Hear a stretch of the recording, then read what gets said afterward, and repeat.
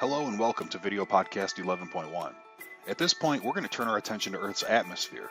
And this vodcast serves as an overview of weather, climate, and some of the key concepts and information associated with our atmosphere.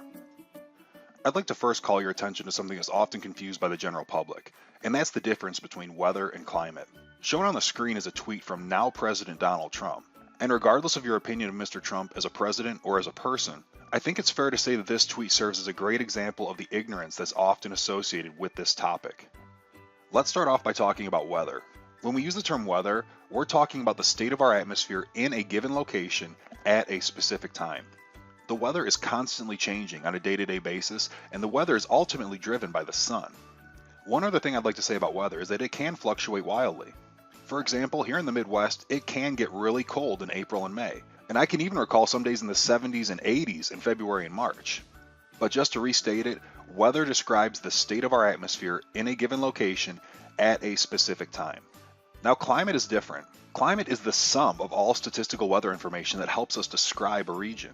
For example, here in the Midwest, we generally tend to have cold winters and somewhat hot, humid summers. Now, that's a very rough description of our climate. And that climate description probably wouldn't be as fitting in, say, northern Canada or southern Florida or in the Bahamas, for example. You'll often hear climate described as quote-unquote average weather, but I find that to be a little vague and inadequate. So for the purposes of this course, know that the climate description for a region is based on enormous mounds of weather data. Now, what are some of the elements of weather and climate? More specifically, what are some of the properties that we can measure regularly that help us describe weather and climate? Shown here is a list of 6 specific elements of weather and climate. And it's very important that you understand that all 6 of these elements have very significant impacts on the weather and climate for a region. Specifically, those properties include air temperature, humidity, which is essentially the amount of water vapor in the air. As an example, on those hot, humid, muggy days, there is a significant amount of water vapor in the atmosphere. Other elements of weather and climate that we need to consider are the type and amount of cloudiness, the type and amount of precipitation that falls in a region, and then the wind speed and direction. In this chapter and the chapters that follow, we will focus extensively on this list of weather and climate elements. At this point, I'd like to provide a general overview of the components that make up Earth's atmosphere.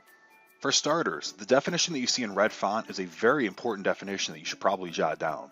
Air is best described as a mixture of gases that also contain solid particles, which we call aerosols, and liquid droplets, which would be water droplets.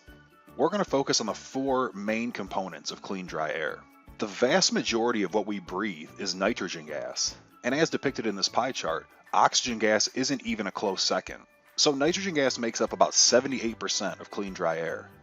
The next largest component of clean, dry air is oxygen gas. And oxygen gas is roughly 21% of what you're currently breathing. Argon, which is a noble gas, is a little less than 1% of clean, dry air. And lastly, carbon dioxide, which only makes up about 0.04% of our atmosphere, is an extremely important consideration, even despite the fact that it's a relatively small proportion of clean, dry air. Carbon dioxide is a greenhouse gas that is capable of trapping heat energy. And in a vodcast later in this chapter, we'll describe carbon dioxide's role in climate change. Now let's turn our attention to some of the variable components of Earth's atmosphere. And we call these 2 components variable because they can vary significantly from place to place or from time to time. The first that we need to consider is water vapor. And water vapor can make up to 4% of air's volume. Water vapor is extremely important for our considerations because clouds and precipitation would not occur if water vapor wasn't in the atmosphere. Another important fact about water vapor is that just like carbon dioxide, it can serve as a greenhouse gas, meaning that it's capable of trapping heat energy.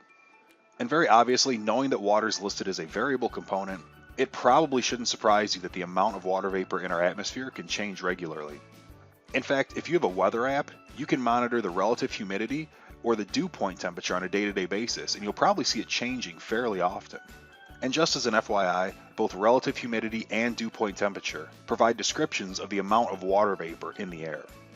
Another variable component of our atmosphere is an extremely important component that's often overlooked, and that's aerosols. Aerosols are tiny solid and liquid particles. As examples, sea salts, fine soil particles, smoke, soot from fires, pollen, and dust are all classified as aerosols. Now, what makes aerosols important? Well, for clouds to form and for precipitation to occur, water vapor has to be able to condensate. And just to refresh your memory, Condensation is when water goes from a gas to a liquid. But for water to go from a gas to a liquid, it has to have something to grab onto. As an example, if you've ever been outside early in the morning and noticed dew on the grass served as something that the condensating water could grab onto. Well, in our atmosphere, water can condensate on these tiny little aerosol particles. And that's essentially what allows clouds to form and precipitation to occur. Aerosols are also responsible for reflecting sunlight, and they provide color to our sunrise and sunset. Our final consideration in this vodcast is atmospheric pressure. By definition, atmospheric pressure is the weight of the air above you. The average sea level pressure is about 14.7 pounds per square inch, or 1,000 millibars. Now, air pressure is a function of altitude. And as I just stated, at sea level, air pressure is about 1,000 millibars, or 14.7 pounds per square inch. But as you go up higher and higher into the atmosphere, the air pressure will drop quite significantly. About 50% of our atmosphere occurs between Earth's surface and then 3.5 miles above Earth's surface. So most of our atmosphere occurs at a relatively low altitude. In fact, 90% of our atmosphere occurs below 10 miles.